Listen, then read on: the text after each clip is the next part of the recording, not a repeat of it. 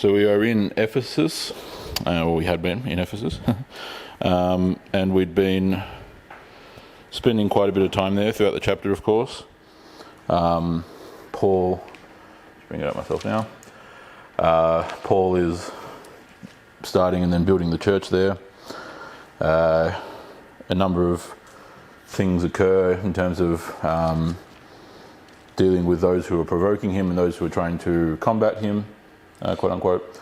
It then leads to this gigantic riot which takes up the most of the second half of that chapter.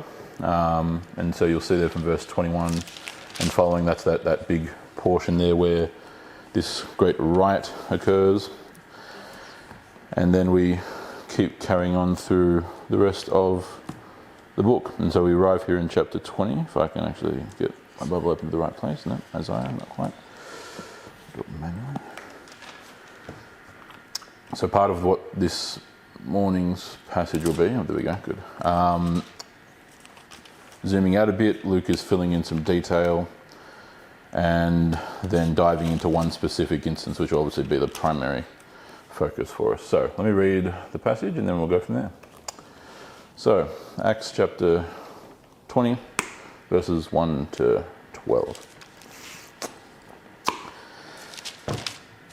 Now after the uproar had ceased, Paul, having summoned and exhorted the disciples, said farewell and left to go to Macedonia.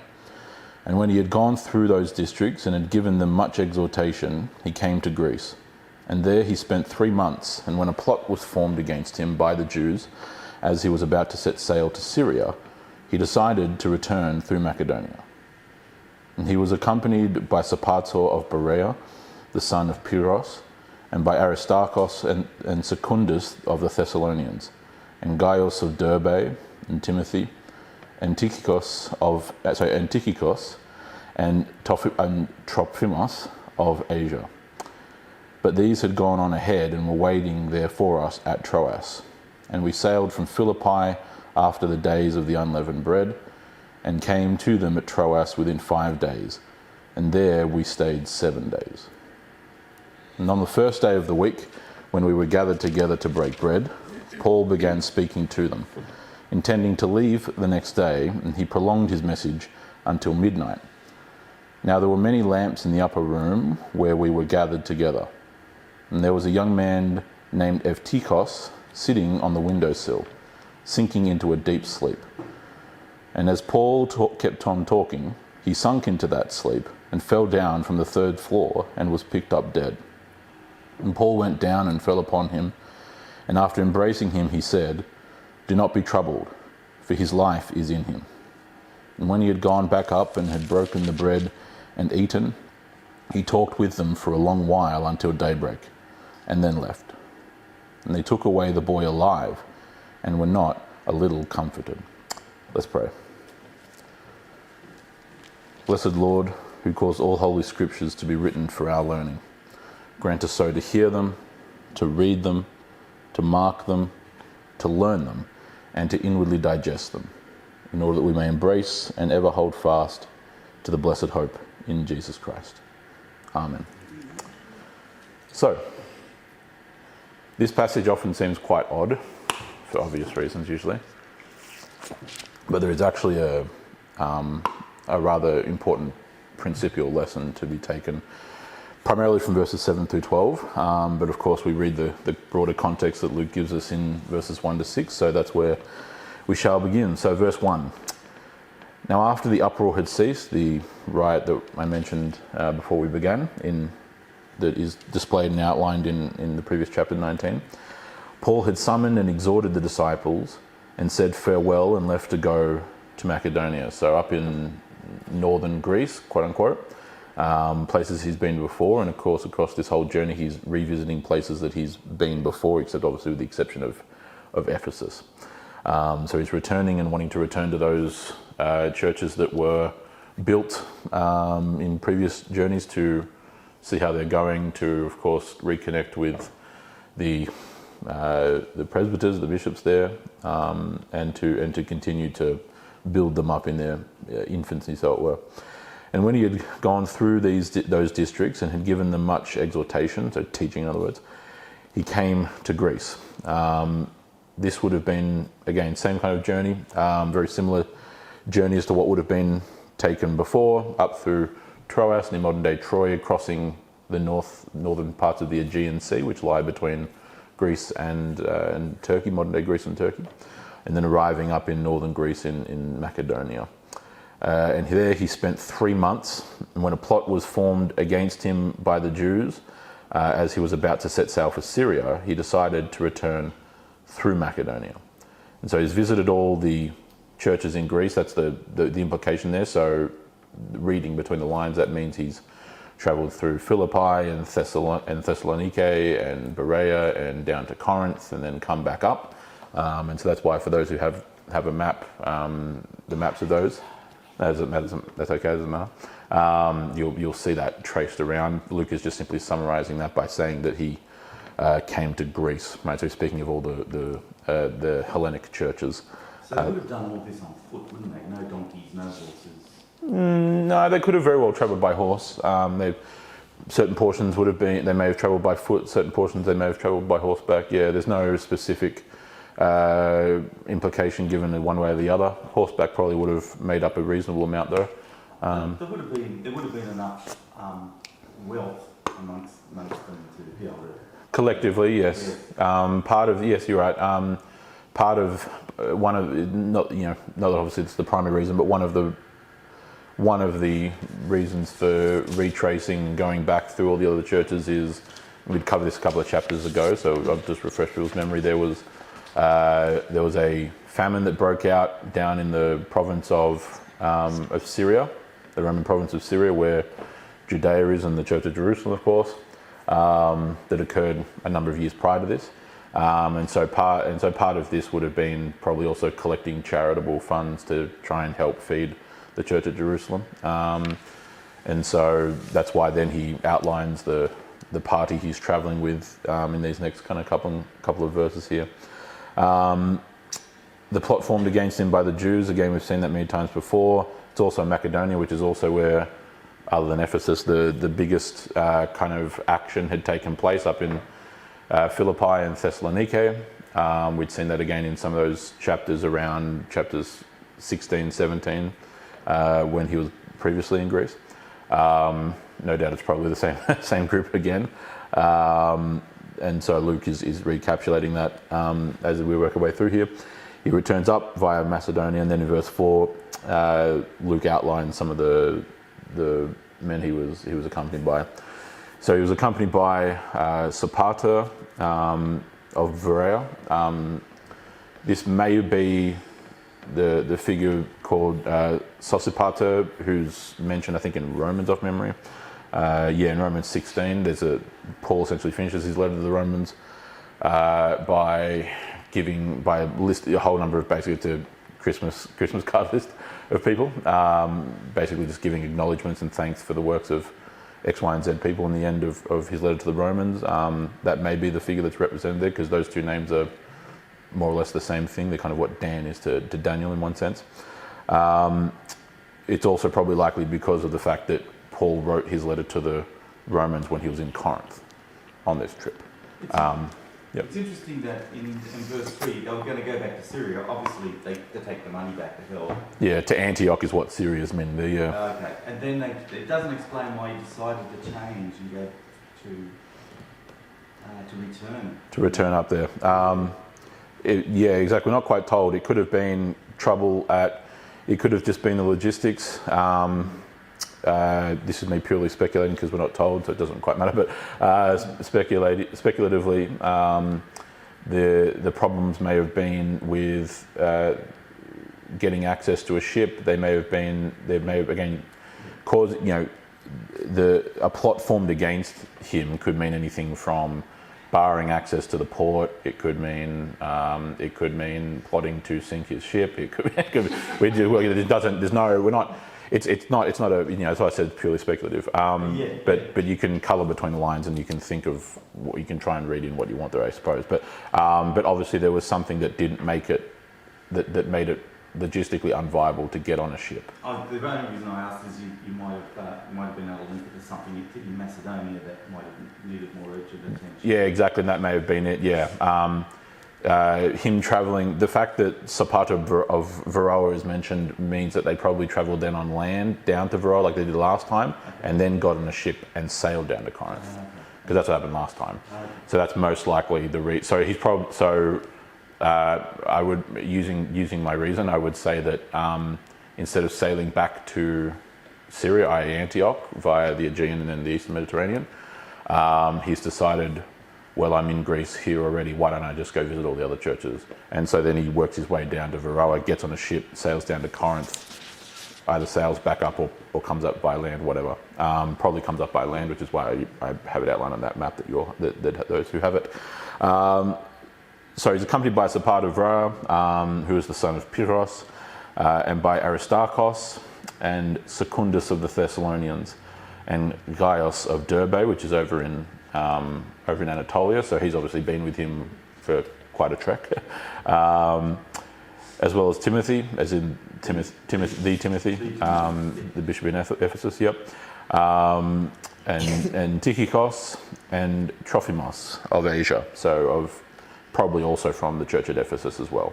They could be from elsewhere, but obviously Ephesus is the most prominent church there in the province of Asia. A number of these other figures, as I mentioned, with Zapata is mentioned elsewhere. A number of them are mentioned in regards to the ending of Romans, as was also mentioned as well. Figures like Tychicus were accompanied Paul and were imprisoned with Paul on a number of different occasions. Gets mentioned in the letter to the Ephesians, for example. I think it's in chapter 6. I'll have a quick look. Yep. He just mentions in passing in Ephesians chapter 6 at the end of that letter as well. But that you may also know about all my affairs, how I am doing, as well as Tychicus, my beloved brother, so on and so forth. That's that same figure. Colossians also mentions him, as well as in 2 Timothy chapter 4. So Tychicus gets mentioned in a number of these letters, which means that he was obviously with him for quite a while. Again, why is this being highlighted? This ties into my point earlier about raising alms, ALMS, alms, or charitable giving, charitable funds for the church at Jerusalem. These men, as presbyters or as bishops in their churches, are accompanying him as representatives of those churches. Right, so it's Paul as an apostle. It's then these presbyters, or like in Timothy's case, as a bishop, moving through all the different and visiting the other churches as representative of their home church. Right, most likely to be obviously to help grow them and plant them and help encourage them and exhort them, but also contextually most likely as well to help raise charitable funds to help feed the church at Jerusalem. And so he's got a group of leaders accompanying him and moving with him. But in verse 5, but these had gone on ahead and were waiting for us at Troas. And we sailed from Philippi after the days of the unleavened bread and came to them at Troas within 5 days, and there we stayed 7 days. So now they've crossed back over from Macedonia, crossed the Aegean, landed at Troas, near the ancient city of Troy, which is Troas being the port city of it.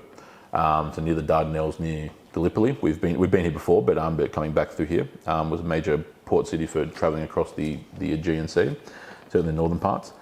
And I want you to really, the only main part here to point out is I want you to notice the personal adverbs or the pronouns here. So, but we had gone on ahead, and we sailed. We were waiting at Troas. So this is where Luke now has switched back into we, which means that Luke was with them on this part. Yeah. So we've had this happen before. I can't remember exactly what chapter it was, but it was in this same portion of the journey as well, except in the other direction. I can't remember if it was the first or the second journey. No, it must be the second journey. So the last time this journey occurred, which was where most of the Hellenic churches were planted and started. Luke meets Paul and company at Troas and sails across to Macedonia. Here, but these in the group of leaders he's just mentioned in verse 4, but these had gone on ahead and were waiting for us at Troas. So Luke is actually back over on the Greek side this time, and he's going to travel across to Troas with Paul. Okay. So Luke is an eyewitness to what he's, an actual eyewitness to what he's writing in this portion, which is worth pointing out. And so, yes, in Philippi, come to Troas within 5 days, and there we stayed for 7 days, i.e. a week. And so that's Luke, again, zooming out, setting up some of the context, filling in the details of what had been going on, and then he zooms back in to give this particular event that occurred on the final day of this week-long stay in Troas. Okay, and so then we come to verses 7 through 12. So, verse 7, and on the first day of the week, Sunday, when we were gathered together to break bread, i.e. partake of communion and of the feast that normally would occur, Paul began speaking to them, intending to leave the next day, and he prolonged his message until midnight. Okay, so he's been with them for a week, again, visiting, teaching, encouraging them, so on and so forth, meeting with the presbyters there, or the leaders of the church there, and planning and doing all other such things, as he'd obviously been doing. He's leaving the next day, that was the plan, and so he's essentially giving a farewell kind of message, or a farewell sermon. They've gathered together on, and again, there's specifics of the story, and then there's some broader principles which I'll just save to the end so that we can read through the whole passage, and then I'll highlight some of the broader theological points. But sticking to the specifics, he's, again, farewell message, farewell sermon, and he prolonged his message until midnight. So when the service began, probably in the afternoon or evening, and he prolongs his message until midnight. Now, again, sticking to the specific points to avoid the broader ones till the end.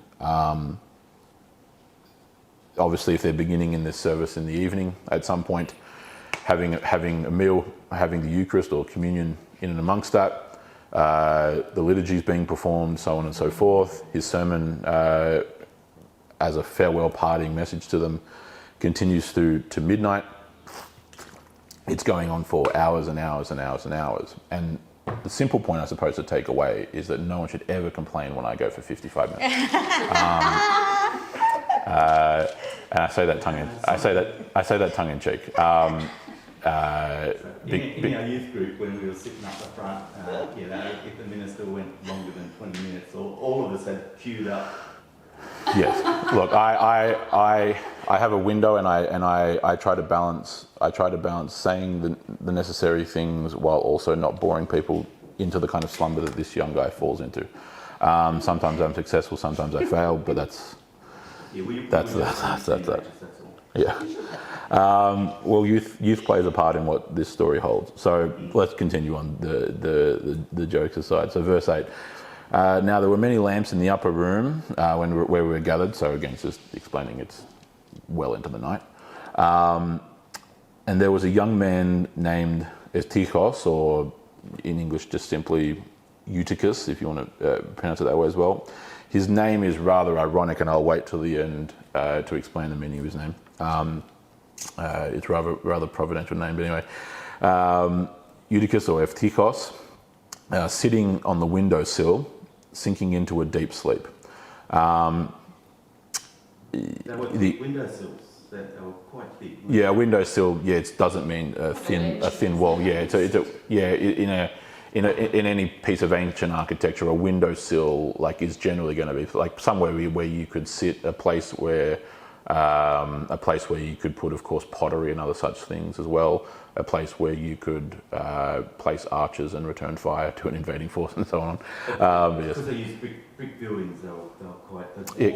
Yes, correct. Yes, Troas is just a very Greek city. It's been under Roman control for quite a while, and so the architecture is very well developed by ancient standards. And so you can very much sit in that kind of alcove of a windowsill. And he falls into a deep sleep. And as Paul kept on talking, he sunk into that sleep and fell down from the third floor and was picked up dead. The fact that on the third floor, again, tells us a couple of things. this is a couple of decades before the ability to build church buildings became viable. They're still meeting in the homes of wealthy parishioners who have the room and the amenities to actually provide that kind of facility, I suppose you call it. The third floor also most likely indicates that they are. It's interesting actually. The fact that it's a third floor but has a window still means they're still indoors. Greco-Roman, well, more than just Greco-Roman architecture, really any ancient architecture, but especially Greco-Roman architecture, a wealthy doma or a home of someone who came from wealth and who had lots of money one way or another, without boring to death with ancient Greek architecture, would always be 2 stories. So a ground mezzanine floor, and then a second story as well, and that would have certain quarters divided into the bottom floor and the top floor, for all manner of things, from training to a room for mothers when they have newborn infants and so on and so forth, and the other quarters for men or for guards or for soldiers and things like that and so on. And then the roofs would be also very livable. They would have parapets up there, and they would often be shaded by groves and other such things to provide some shade in the day, and so roofs were utilised all the time. They would also at times then have an upper room, which we've seen before. This is where the Church of Jerusalem was gathered at Pentecost. Yeah, exactly, Passover, so on and so forth, all kinds of times there. And so that would be a smaller room on top of the roof, essentially. So how big would this room be? Well, many lamps. Yeah, correct. And the fact that was part of my point. No, the good point. The point I'm drawing to is that this is actually quite a very, very big house, because this is a third story which also has windows, which means that like the third story in a normal Greco-Roman house is not going to, it's just the roof. So there's no windows. This has a third additional a third additional story that has windows. So this is a big house. So whoever converted to the faith here in Troas was very, very rich. So we don't know who that was. Sorry. No, it doesn't. Don't No. know. So was Troas a fairly big, wealthy city? Did you able to support that? Do you think? Yeah, look, Troas serves as a very important kind of economic connection from trade between the east and the west. It was one of the if you were trying to get goods from the province of Asia across to Greece, you would only really you would largely go through either Ephesus or Troas. Okay. You could go through other places, but those were the 2 biggest by far. Yeah, Ephesus in the south, Troas in the north. Right, and so this route that they're taking between Macedonia and Troas was a very popular route, and so Troas again had been around for a long while. By this point, it was an ancient city in its own day, and so I'm pointing that out just to try and paint the picture in your head when you're trying to envision this scene. And so he falls from the third story. Then at that point, in verse 9, Paul kept on talking. He sunk into that sleep and fell down from the third floor and was picked up dead. I wonder how much of that was CO2. in a confined little room. He's at a windowsill. He's got lots of lamps, lots of people. No, he's sitting at a windowsill. He has no excuse. There must have been a breeze. The issue. Luke outlines the root cause of this young man's issues, and that's in verse 9, where he describes him as a young man. It's not sleep apnea. He's suffering from youth. He's suffering from youthful disinterest, even though he's got someone there who's. Mate, I sat at a men's convention after getting up at 3 a.m. to do some parking for the 6-foot track, and sitting in the front row. The speaker's there, and I'm like. Yeah, correct. Yeah, I know what you mean. Part of it, and I know it's fun, but the part of it is actually like, in all seriousness, that thing. So like the fact that pointing out that he's a young man is actually like meant to be kind of the point. The point is that he he's probably here with family. Young man in this context, by the way, doesn't mean like a child. It's not a paideia or a kid.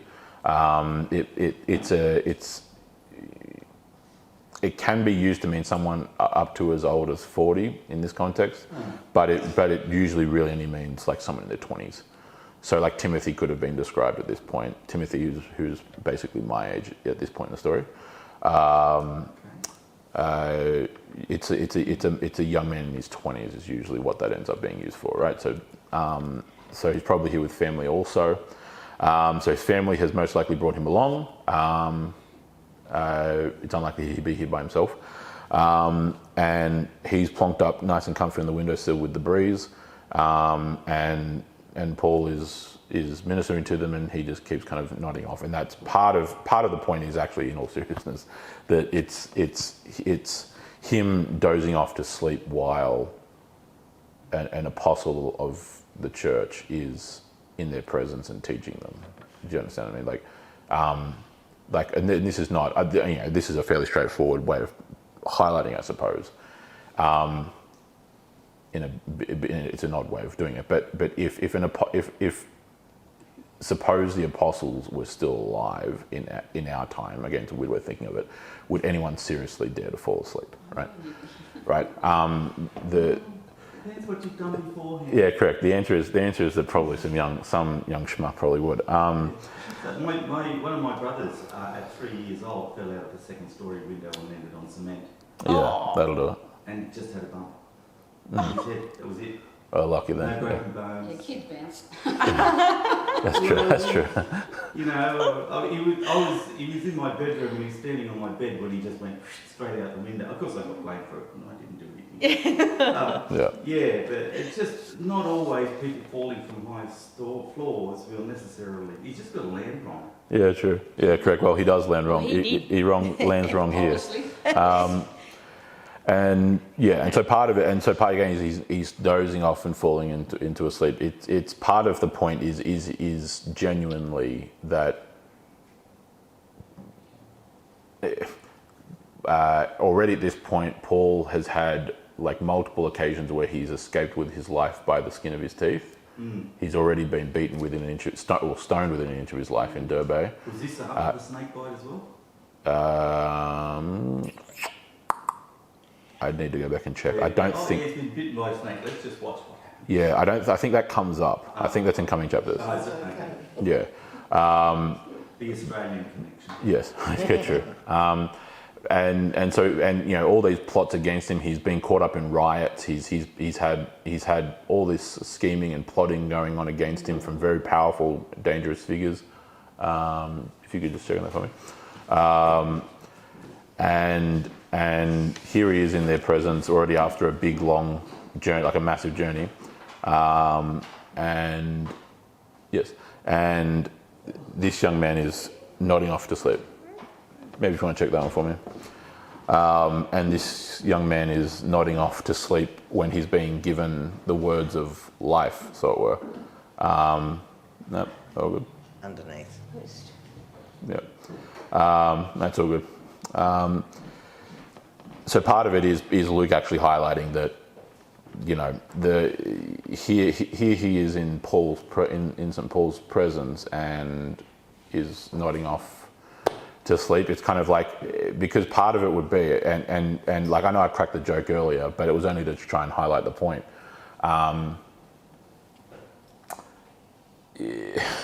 But him having a sermon that goes for hours and hours and hours and hours can be looked at as, why is he droning on for so long? I'm talking about Paul here, not anyone else. Or it can be looked at as, boy, how fortunate are we that he has been preserved through all the different things that he's been assailed by, and let's get as much out of Paul before he leaves tomorrow. And why the heck was he up on the windowsill in the first place? Because he had a nice comfy spot, the windowsill, put his feet up, the cool breeze coming. Yeah, he could have been sitting or standing like everyone else and paying attention, but he was hanging out literally and figuratively at the windowsill. Could you also say also that because he talks for such a long time, there's a sense of urgency. There's a sense of you've got so much to learn. We've got there's no Yes. time to waste. Yes. This is kind of It's exactly. It's exactly kind of. That's exactly what I'm saying. Yes, correct. It's the ironic nature of him going on, him talking for hours and hours and hours and hours, is him trying to give as much as he possibly can to them before he heads off. I mean, Because having been in that situation myself, where I really want to stay awake and I'm doing my best, yeah, you know, and the actual speaker keeps looking down at me. Good, I can't be that boring. He had to be.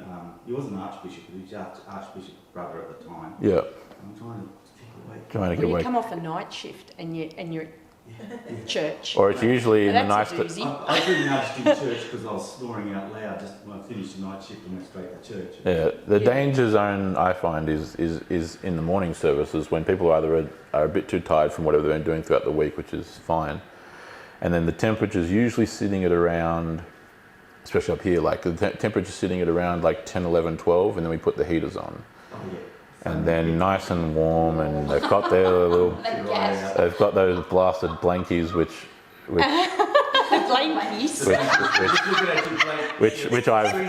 I've put up with for too long, I call and it the screensaver.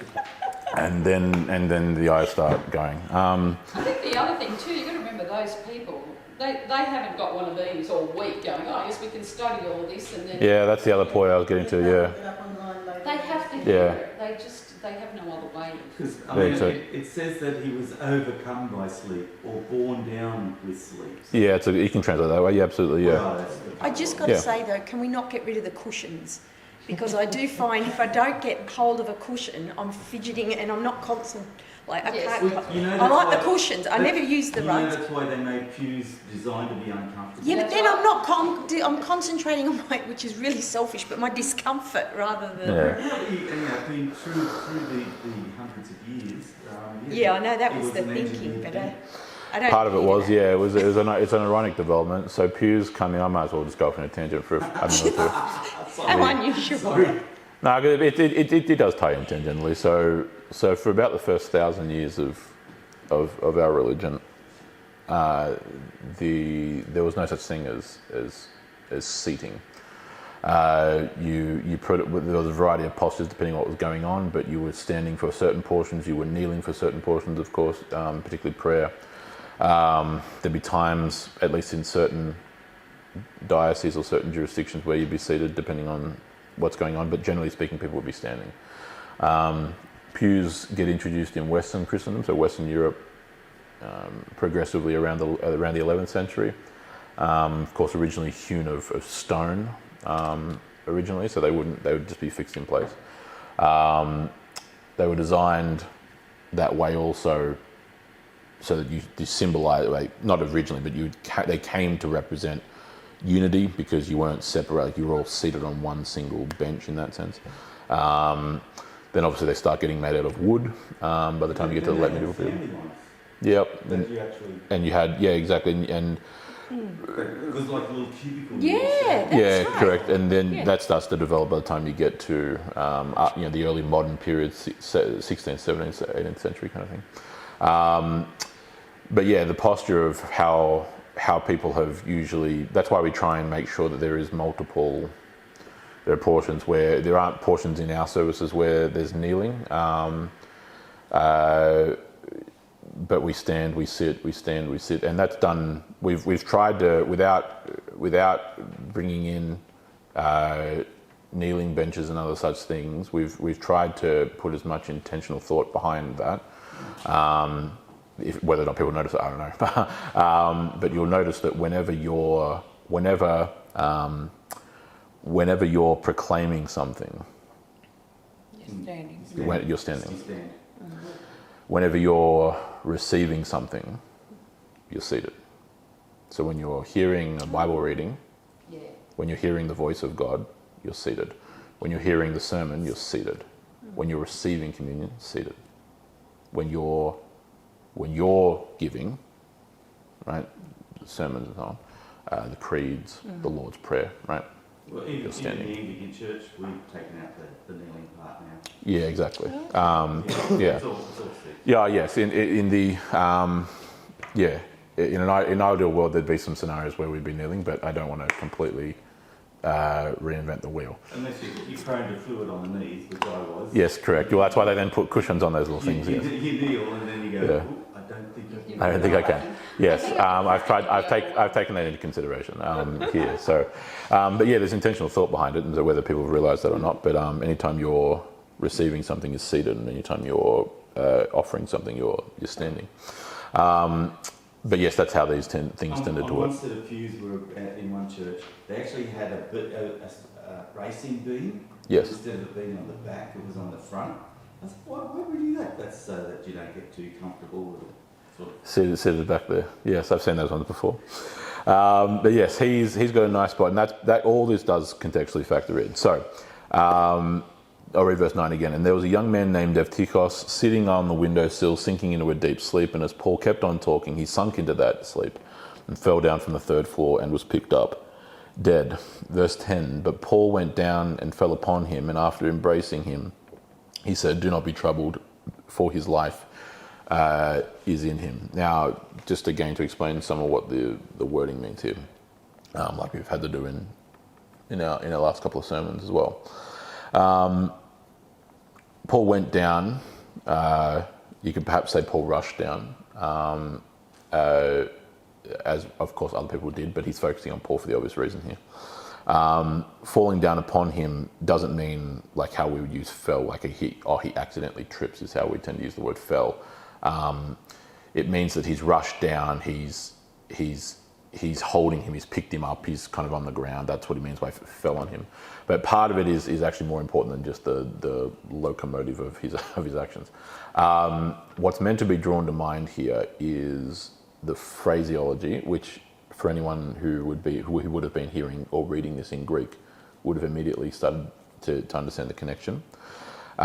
He's drawing a connection here between, as in Luke, is drawing a connection between Paul and both Elijah and Elisha, who both of them were successors, so they're the same time periods. Often, Elisha succeeds Elijah, so going back 800-ish years, nearly before this time period.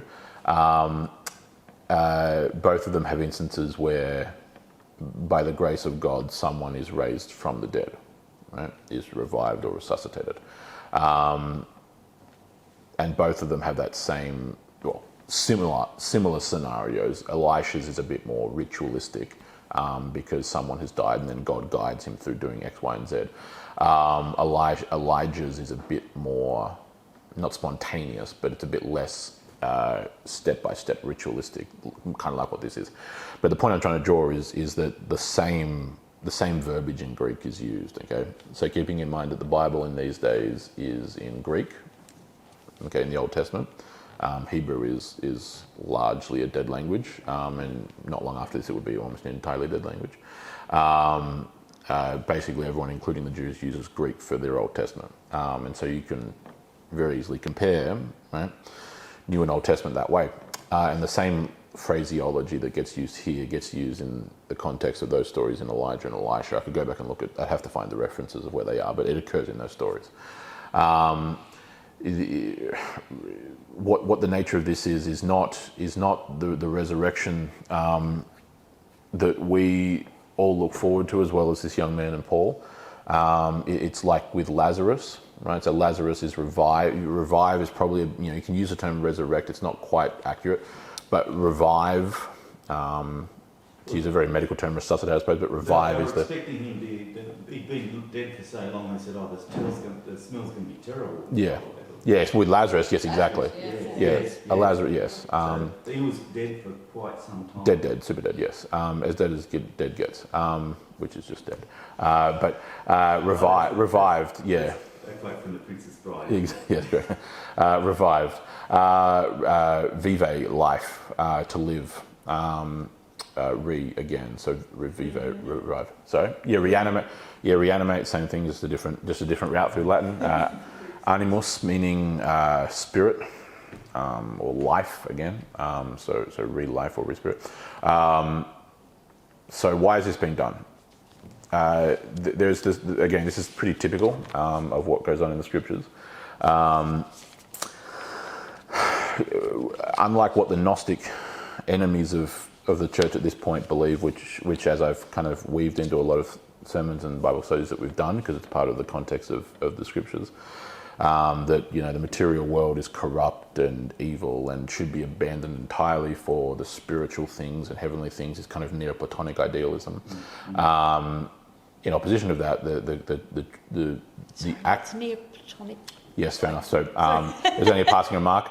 So Plato, the ancient Greek philosopher, in these days, the prevailing thought among the Greeks is what we generally brought in theology or history refer to as Neoplatonism or New Platonism. There was a variety of different groups. They've come up in our church history classes, for example, but the Stoics are one such example. And there are other groups as well. But their belief by this from Plato is what you're saying. one way or another, just depends on Plato via whom is basically. Plato via a later Greek philosopher trails its way down into the 1st century and beyond in the Roman imperial period, whereby the prevailing philosophies are that the material world is evil and corrupt by nature. Not that it has been corrupted, but it is corrupt by nature, right? So yes, the Stoics, the Epicureans, they've come up in previous chapters. We've seen them in Acts 17 when he's in Athens, for example, and that's why Paul very intelligently leaves the resurrection to the very end of his speech. If he had started with that point, he would have lost them immediately, but he saves that right until the end and makes it the punchline, so that he gets all the information in, and then when they switch off, because he starts talking about resurrection, right? So in other words, coming back to life in the material world, in the physical material world, that's where they would, because that's the very opposite of what they think. It's the antithesis of what they think. To Greek philosophy at this point, the large schools like the Epicureans and the Stoics, the material world is something to be escaped from. Okay. For the higher spiritual realm, that's why they put so much focus on the intellect over. And who is in their spiritual realm? So that's a much more complex question. Of course it is. Without giving the history of Platonic idealism, as it's called in philosophy. Okay, we'll do that. But a higher spiritual realm is just a nice simplified way of thinking of it, without trying to envelop Platonic philosophy. But it's not our God. It's not. No. So I hadn't realised it's barely the Greek God. It's not my all God. this Gnosticism and all that sort of stuff actually originated through Plato. Ultimately, yeah. So Gnosticism, which ends up becoming basically the kind of heretical perversion of Christian teaching. So it's a cult of heretics who take elements of the Christian religion and then bind that or merge that and kind of blend it with Neoplatonic Greek philosophy, and then form a new thing with it. And so then you end up with 1,000 different kind of prevailing ideas that can't really be genuinely traced to the scriptures. So Jesus being a created being, who was elevated to a status of God, which you can. I met a Gnostic the other day. Like it keeps coming up lately. There's been a revival of Gnosticism in the last 200 years. And there's a group, I believe, that's in Katoomba. There is, yes. Somewhere in North Katoomba or something, I think. No. I could have that wrong, but there is a Gnostic group up here. There is also the JWs, who are also just Gnostics generally. Well, Arians a bit more specific. They're not quite Gnostic, but they're a bit more. Especially the Jehovah's Witnesses. So the basic view among the Jehovah's Witnesses is that the Archangel Michael and Jesus are actually the same figure. Among the JWs, yeah. So then upon earth he became Jesus, right? So there's a created element to it, right? And so the problem is that you can't get those views from the eyewitnesses of Jesus. That's the problem. So they're always later additions, and just you then come back to the simple fact of why would I believe someone from 200 years after the fact? So When I have there's the word but for Gnostics. I believe in Jesus Christ, but. But yeah, what do you actually believe Yeah. about him? I mean, Yes, this correct. person even said to me that they would come. She's been here. She's been to our church, and she said that she would. It kicked off with her saying, "I'd like to learn more about the New Testament." And I said, "Well, what I'm learning since being here is how connected they are. They're less. You can't, They're woven together. Yeah, they're interwoven. She would completely. despise the Old Testament. And she said that the Old Testament, she believed, was written by a group of evil men, and possibly great chunks of the New Testament as well. And that, because before that, it was the weirdest. She asked me, we were in her house, which was got called up into her house, and we're sitting there talking, and she asked me to pray. It was the weirdest thing. Now, I've not prayed, I've got to be honest, aloud for quite a while. Publicly. And and it was the weirdest thing. And then after I prayed, that's when she started telling me that. Yeah. And so this. What an opportunity. Yeah. Well, it was. And you know what came up? You remember the time we were talking and I said that I had a big meeting at work. It was when I was being made redundant, and I knew I was going in, and I actually prayed before I read my Bible, talking about how poor Merida's heard this because I couldn't get over it, about how I actually prayed the words, Lord, when I get stressed, my mouth becomes parched. I never use that word. It's too oldie worldy. I never use that word, and I'm not clever enough to use that word. But it came into my head. My mouth is my mouth is parched. My mouth is parched. Then I'd been working my way, and I've told you this story. Working my way through Psalms, and I got to Psalm 69, and it said, I can't even remember word for word, so I'm paraphrasing. But it actually says, Lord, hear me, or something like that. My throat is parched. Yeah. It used that exact words. And I was like, so that's what I used. I had that. And I said, but how can it be? I prayed to God. And the words that I said, almost word for word, came out. And I had another episode of that when I was thinking about giving up nursing completely. And it came the same thing. I prayed to God at that time. I wanted to leave nursing after my first year, and I said, make it really obvious because I will not listen to you yell at me. Make it obvious. Yeah, You're going to have to yell because I will ignore you. Yeah. And just terrible. And then I read this passage, and I've never been able to find it again, and it was finish what you started with as much energy or whatever it was that you began it. You're not alone getting that problem. So I used that as an example. I said, so how can it not be from God if this has been my experience with His Word, and it says the Word is God, and this is His Word. How can you say that it is evil? Like, do you know what I mean? Now, I am not good at evangelising. I am not good at this, and God put me in a spot with a Gnostic. That's the whole point. You're not good at it, but suddenly you are, and that's coming. Well, I knew you know what's going in my head? Oh, you're going to have to be working through me because I have no idea what to say. Exactly. And I don't know even what happened in the end. She's a lovely, lovely woman, and I see her still. You probably said what she needed to hear. Yeah, Because God will do work now. It's not you. No, it's not me. Thank goodness. Thank goodness it's not me. So that's why I think that time happened. Yeah. So that I had some sort of, God gave me what I needed to put forward. He knew that that I don't have a great recollection for passage. I don't recall things well, and he knew that. But he thought, right, if I give her something that she's experienced, because that's what I recall. Yes. Then you can put that sharper than a two-edged sword, cutting right through to the soul. That's what that is. Yes. It was. I had one non-Christian guy, and I just wanted to hand across to him a passage on when he's, I'm not touching that, that'll change my life. I don't want to change my life. Just get that book away from me. Wow. I said, I wish more people in my church had that sort of faith.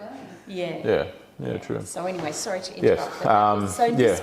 Gnosticism it's something I'm hearing quite a in lot lately. a bit more obvious ways today. the groups like the Jehovah's Witnesses and the Mormons aren't strictly Gnostic per se. Arianism was kind of Arianism. It was named after its original. We're covering this in church history now, actually. When we come back in the beginning of February, but the prevailing belief in one form or another that Jesus was a created being who was then elevated or deified, to use a technical term, from the Latin term "dei," meaning God, or "deos," meaning God, was deified. Is very much, you can, for anyone familiar with Greek history, you can see it coming through. The Greek heroes were always demigods.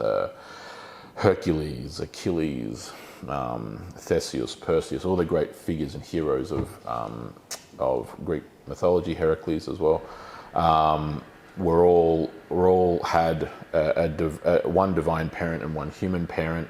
They all went through great trials and conquests and other such events that then elevated them. In the case of Heracles, or Hercules as he's known from Latin in the West, to be among the gods and so on and so forth. And so there's this kind of, you can see that idea seep in, whereas the very Old and New Testament, the point very clear is that the Messiah is God.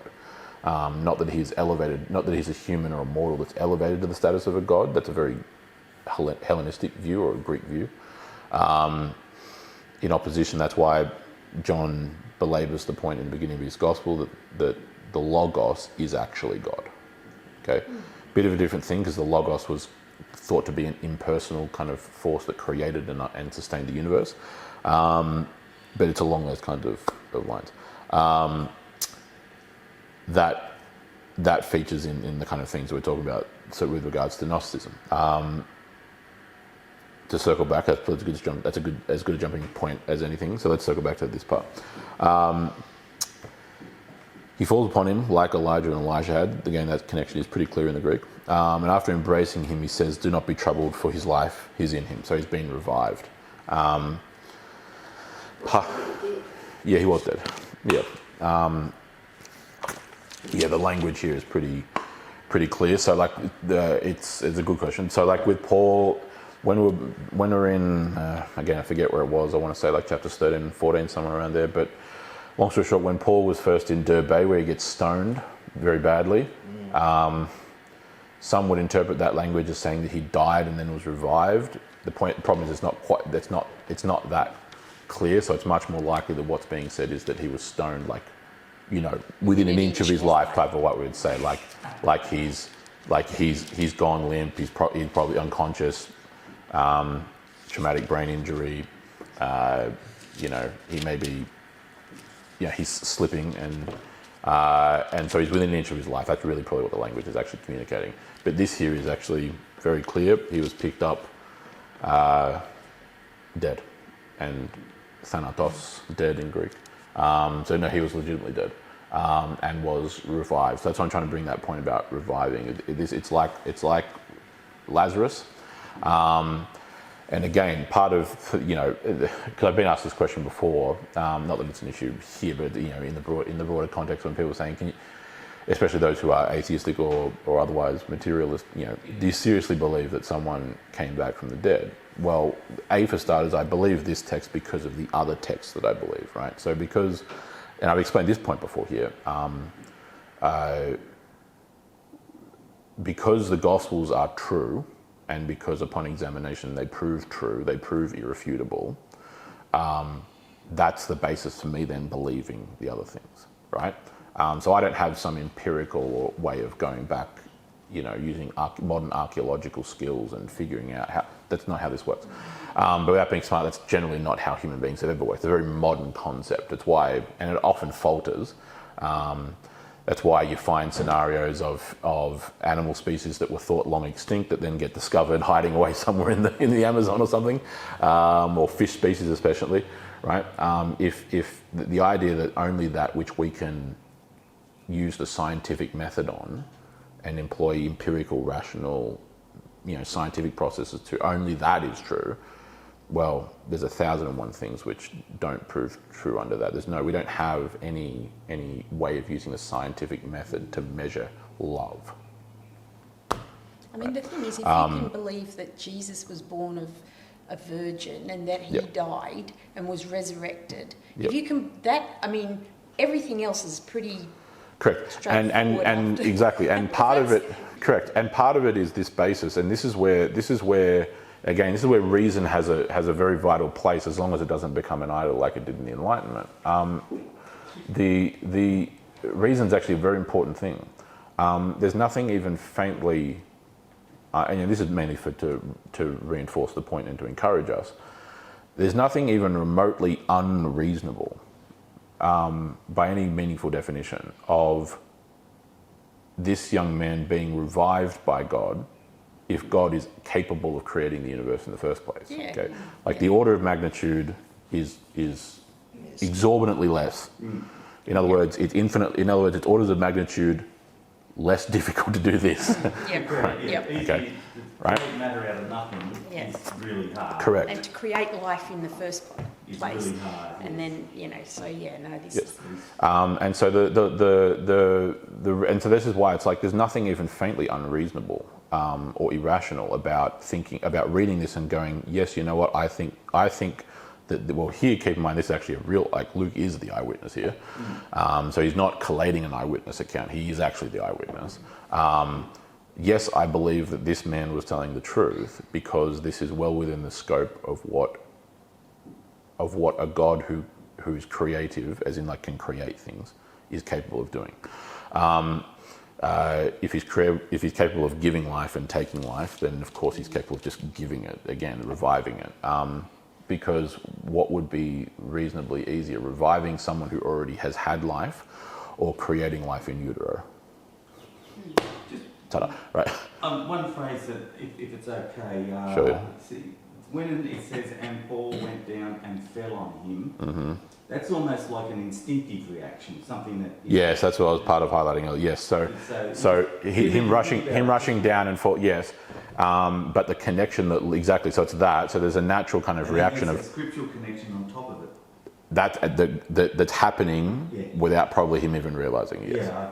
Okay. But no, when you put Yeah. it back to Elisha. Exactly. Yes. So like he's that's what I was trying to. Yes, you're 100% correct. So part of it was, and that was part of what I was touched on with regards to him rushing down, him racing down, getting on the ground, picking him up, because he's looking at me, and then he realizes, he's alive, and then probably later draws the connection that he was revived because God has set all this up for the symbolic value, For the reason. for the symbolic emphasis. Yes. Yep. Just one more thing. It took me a while, but you triggered me with modern day Gnosticism. Sure. There's two books that I've read. One of them quite famous in 1970 called the Johnston Livingston Seagull. Oh, yes, I've read that. Yeah, so I've got that book. That's What? Gnostic. Oh, I've got that book. That's Gnostic, of the seagull reaching a higher plane. Yeah. Oh, is that what that is about? But his follow-on one, which most people don't know about, was called Illusions in 1977. right. You've read that one? Back in the day, I need to go back and reread it, but yeah, I read it. It really stretches your understanding about what is God's grace reaching down to you, and what sort of thing you think you can do becoming God yourself. Because It's a big part of it. Yeah, true. It is that's part of the emphasis as well here. Not in the text, but part of the broader theological point is how is this occurring? Is the Apostle Paul infused with a particular type of grace? That would depend on what Christian tradition you want to ask. But the short point here is that, again, the apostles serve as the what's the word to use? They are the vehicles. They are the when I say medium, I don't mean in some like backroom tarot card medium type way. I mean it just in the technical term. They're the mediums. They're the mechanism by which the grace of God is working or functioning. They clearly have place of prominence for very obvious reasons, by virtue of being eyewitnesses to Christ's resurrection. And so the symbolic or typological connections that this story has to those things like Elijah and Elisha are just simply the sovereignty of God playing out in the world, right? Symbolism has an extremely vital function in how we think and how we understand things.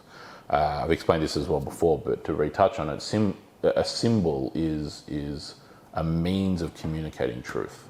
Okay, When you wear as plenty of people do that, a cross pendant on a necklace, for example, or on a ring. The flag in a battle, we're still here, we're still correct, fighting. exactly. A flag, exactly, a flag in war. All those things are symbols that communicate truth. I often tend to phrase it as they're windows for truth. They're means by which you understand things, right? When someone has a cross pendant on a necklace, no one, generally speaking, that I've ever met it mistakes that for being the actual cross that Jesus was crucified on. As silly as that sounds, that's because people understand symbolism, right? They communicate something very valuable. Today, that's often been watered down because people culturally, even in the West, still wear crosses just for fashion's sake.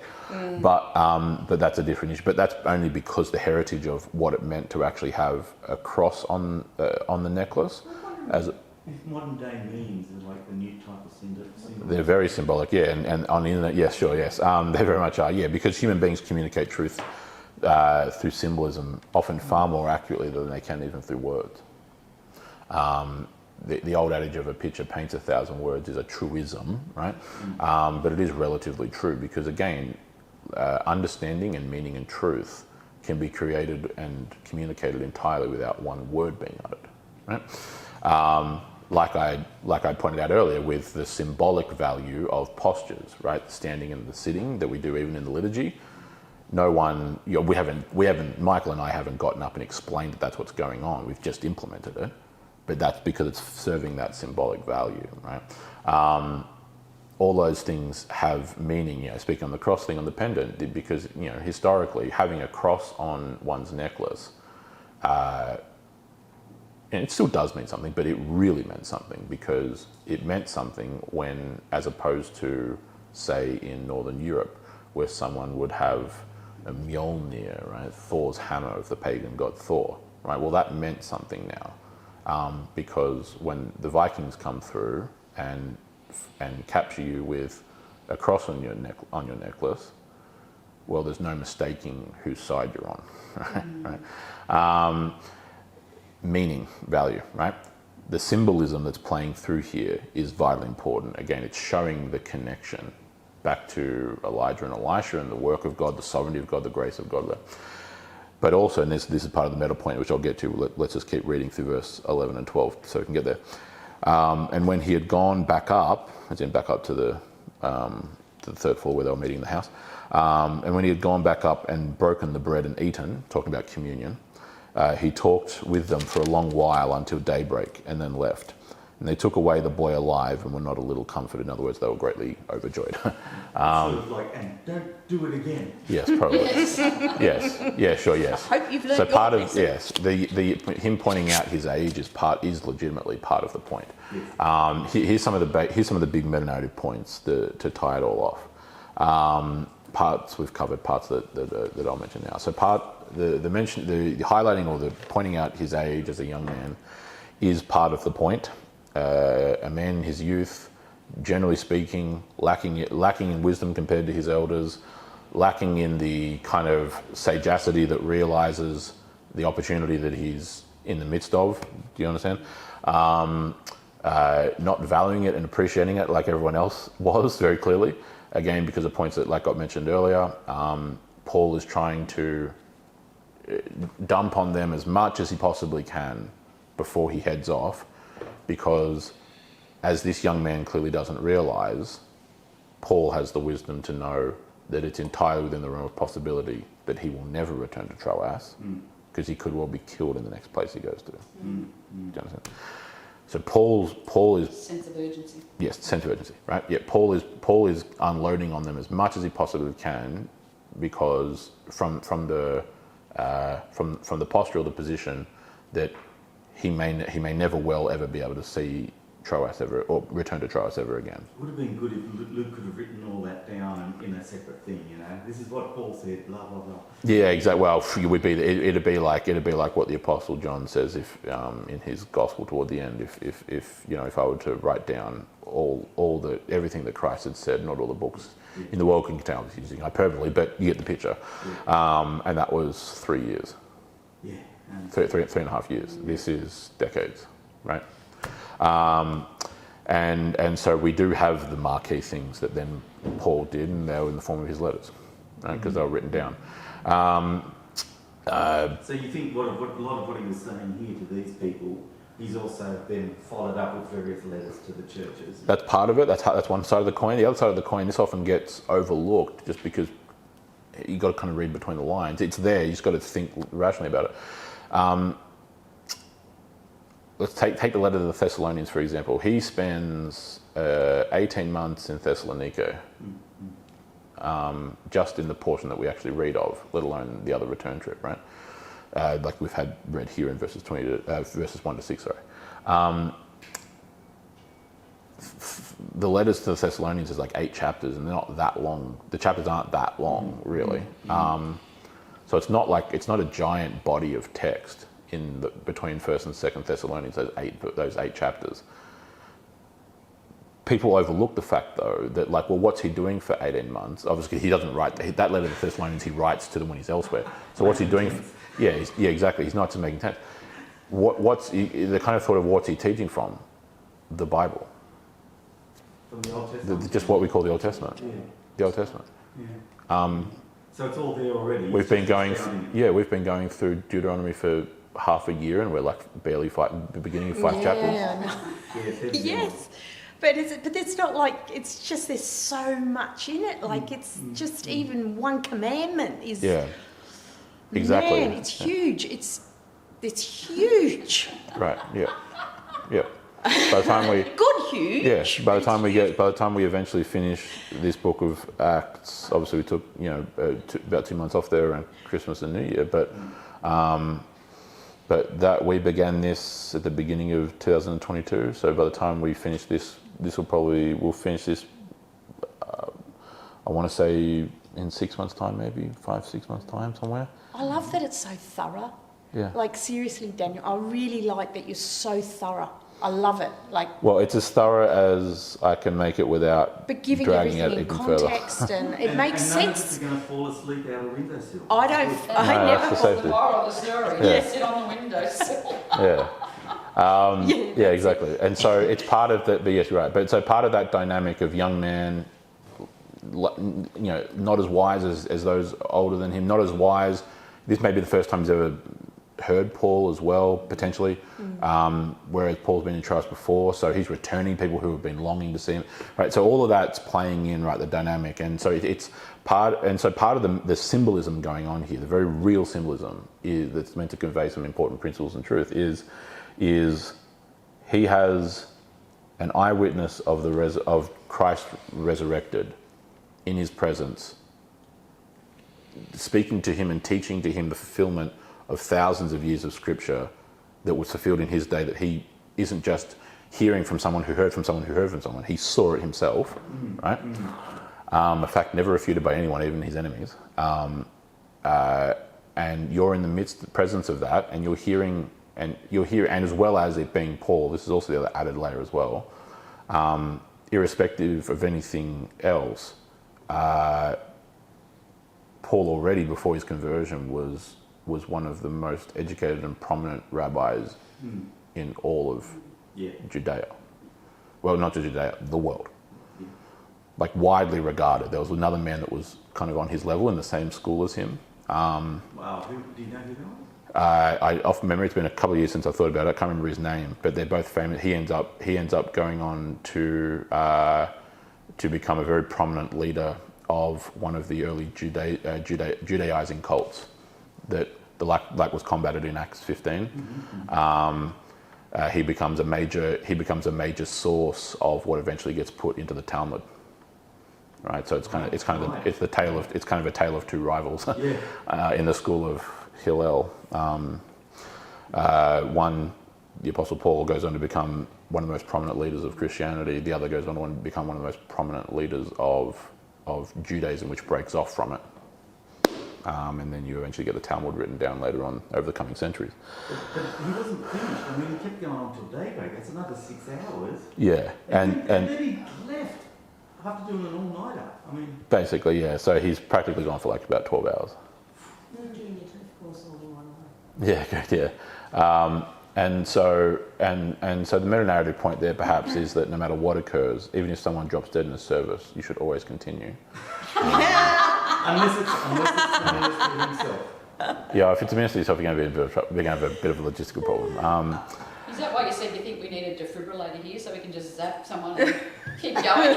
Well, yeah, maybe. I want a defibrillator here because we don't have one, and I get nervous anytime there's not an AED in some place because it's standard duty of care. We carry defibrillators in our fire trucks now. Yeah, I know. We're supposed to put out bushfires. I know they're lifesavers, literally, but but it's about we're trying to find the funds to we're trying to wrangle the funds to be able to actually. How much is a defibrillator? Just press the button. The kind of ones you get stored these days. Yeah. $2,000 plus or minus. Yeah. Okay. Yeah. We need to. We're working on it, but. You have a bake sale.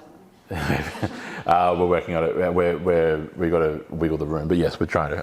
But yeah, and that doesn't come from. Well, part of it also is recognizing that if someone went into AFib or worse, me rushing down at AFib, me rushing down and picking them up is going to do absolutely nothing. And even chest compressions No, they don't. They don't do It's it. the defibrillation. No, I need needs to do in Hollywood where they've got the flat line and they bring back flat line is flat line. There's no coming back from that one. unless you're in this scenario. Yeah, correct. Unless you've got 4 And so that's actually me exercising faith in the created order of the gifts of technological innovation. Oh, by the way, if I have a heart attack, don't bring me. You Don't be doing none of that. DNR. Plenty of people No, probably have thanks. DNRs. Yeah, I'll be you're right. happy. I'll be off. Okay. So. Yeah. But yes, that's by the way, that's a good point. Yeah, look, but the symbolism here is also this as well, and this is definitely the most symbolic part of it that's present is upon hearing the words of God. Again, it's the symbol. You have to think symbolically through these things. Symbolism works through the real world. They're not opposites. They're actually together.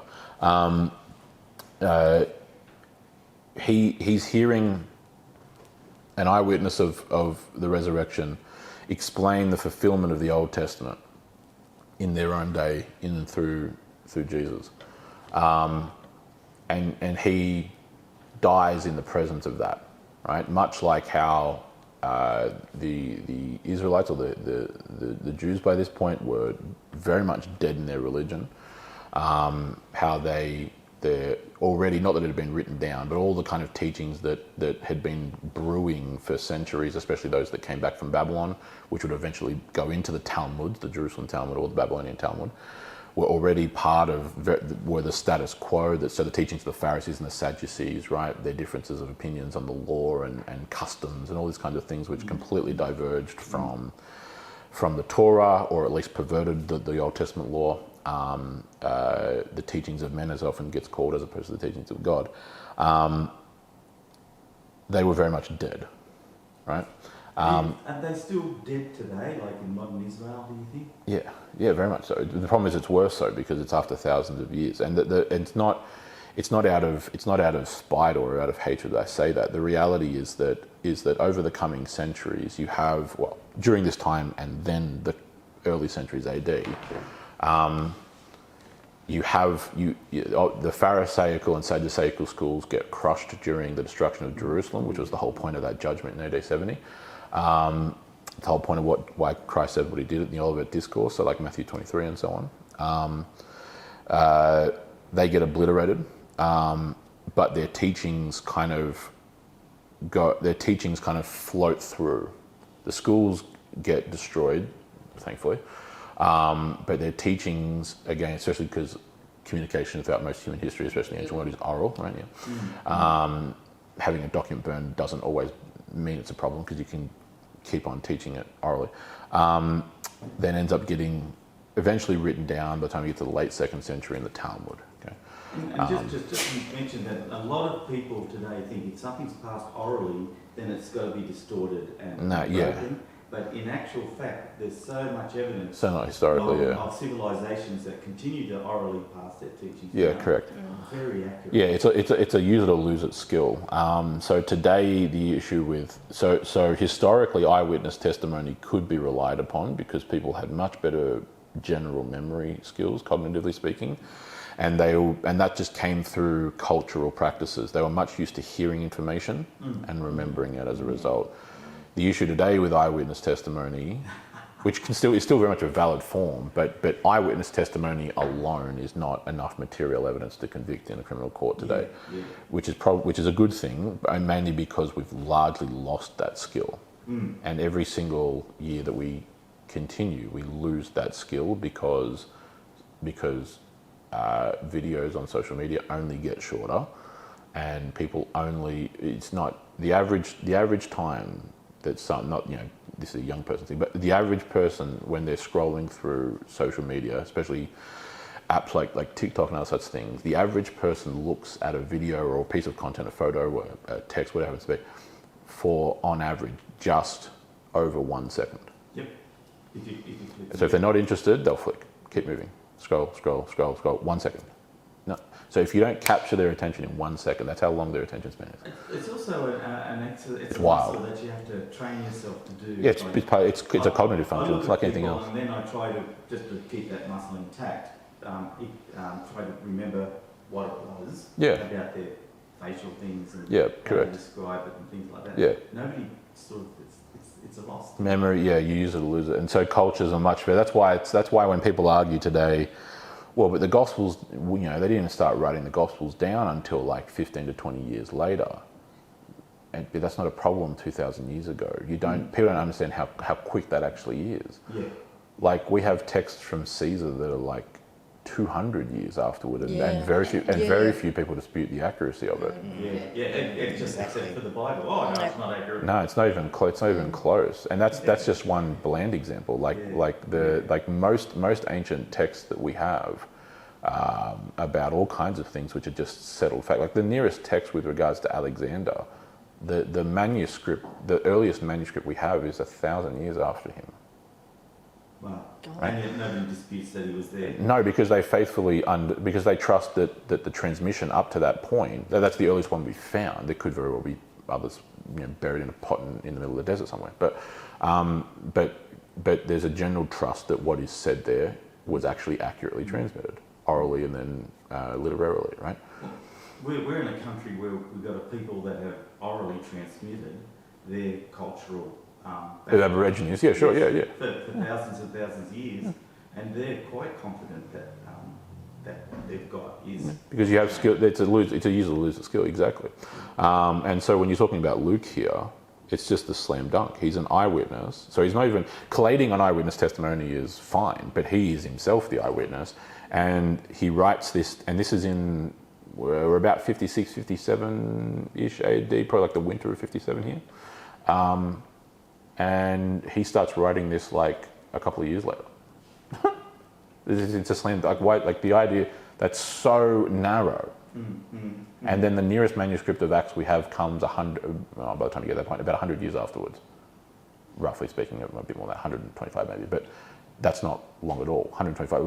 We're using documents for Alexander that are like nearly 1,000 years after him. I was once I had to go to court as an eyewitness.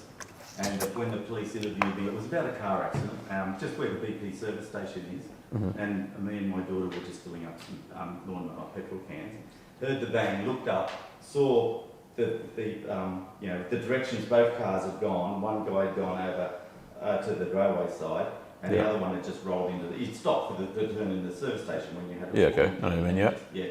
And I gave him my card saying, look, I saw the accident. When I was talking to the police officer, he said, "Did you see the collision?" And I said, "No, I heard the noise, then looked up." And he says, "Well, then you're not an eyewitness. Good enough witness." Yeah. And that's and that happens because that's meeting the certain threshold for what constitutes material evidence or certain. I saw the damage. I saw the trajectories of where they came, and it's logical that one car with the bent front and the other car with the bent back have collided with each other because I heard the noise and I saw what happened. Isn't that good enough for court? He goes, no. No, not in court. No, and there's there's reasons. There's reasons for that, almost that tie into what we were saying about people's memories and stuff like that. But then it comes down. The problem is it would get smashed on for hearsay because you didn't see the clue. Fortunately, he didn't bother turning up, so Oh, there you go. forwarded to them. So. Oh, there you go. Yes. Just like getting back, what you were saying before. So sorry. Yes. No, go. I fell out of my window just for a minute. Cool. Just with the Acts. So Acts was written by Luke. How long? Oh, did he writes Acts around 60 to 62 AD. So about 5-ish years after this event that we're in here. Obviously, it's begun. 5 years. Roughly. So Paul was like... We're in 56, 57 here, yeah. So Paul would have been like 30 years after Jesus then, something like that, wasn't it? His conversion happens... Because I thought it was much closer. Well, no, this is when they're writing. We've been going for... People don't realise Acts kind of obviously it picks up at Pentecost. Yeah. But it traverses a number of years at certain points. So like we're coming up on 30 years after the resurrection, roughly, nearly 25-ish years. I thought it would have been like, within the... By this point in Acts I'm talking about, sorry. Yeah, but I didn't realise that the actual time span of the whole of Acts and Paul the Apostle was that long after It's decades. resurrection. Well, it's decades, yeah. I mean, he would have been almost not even born. By the time, Jesus was crucified. yeah, well, he was a young when Jesus is crucified, he's a young man like this guy's a young man. Oh, okay. So he's probably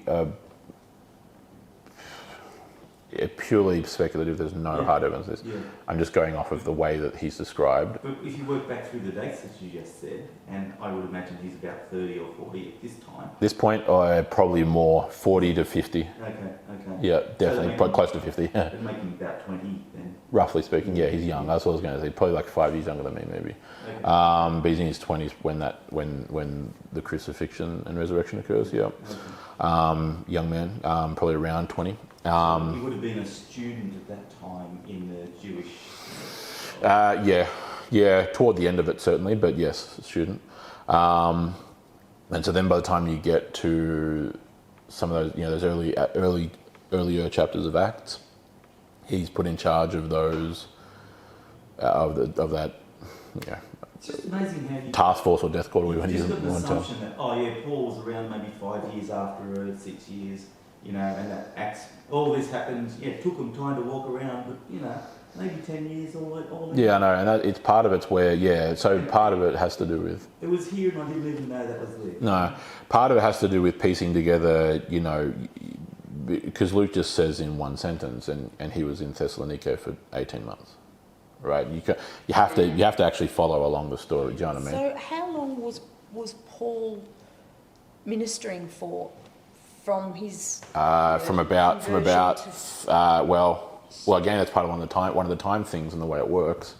By the time you get to Acts 8, 9, 10, somewhere around there, wherever it is, and his conversion, it's already like 35-ish AD. It's a number of years after the resurrection. And then he's converted in Damascus. He flees because the Jewish authorities in the city try to kill him. And then he goes to Arabia for 2 years. And that just gets mentioned in passing, right? So in the span of a sentence, it gets mentioned that he goes to Arabia for 2 or 3 years, whatever it is, and then journeys around for a bit, and then eventually hooks up with Peter, catches up with Peter and James in Jerusalem. But again, the Jewish authorities try to kill him there, so they secretly rescue him out of Jerusalem, put him on a ship back up to Troas to go for wait for things to cool down a bit for a year. So in the span of like a couple of sentences, we basically traverse like 3 or 4 years. By the time you take Arabia for 2 or 3 years, eventually, so he doesn't meet Peter and the other apostles for like 3 years. Yeah. Right? And then goes back to his hometown of up in Troas. Not Troas. That I'm drawing a blank.